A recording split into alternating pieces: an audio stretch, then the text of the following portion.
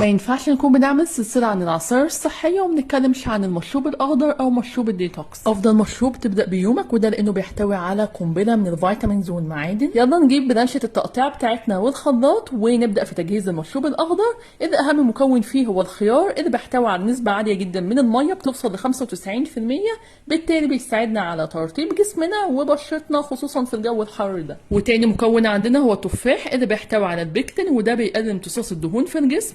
ده غير كمان انه بيحافظ على مستوى سكر الدم وبيعزز من صحة الهضم. وطبعا مش هننسى الجنزبيل الفريش اللي بيخلي الجسم محرق الدهون حرفيا. ده غير كمان انه بيحسن من الانسولين سنسيتيفيتي او حساسية الخلايا للانسولين، يعني بيقلل تخزين الدهون في الجسم. معروف عن المشروب الاخضر ان احنا بنضيف فيه البقدونس والكرفس عشان نتخلص من الميه الزياده في الجسم، لكن المره دي انا ضفت السبانخ، وده عشان بتحتوي على نسبه عاليه جدا من البوتاسيوم وفيتامين سي. وهنزود ليمونه بعد ما نقشرها، وبعد كده هنملى الخلاط بتاعنا بالميه.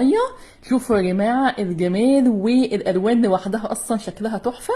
يلا بينا.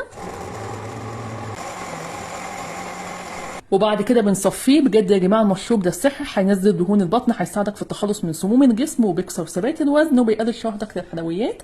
جربوه واشوفكم في حلقه جديده. باي باي.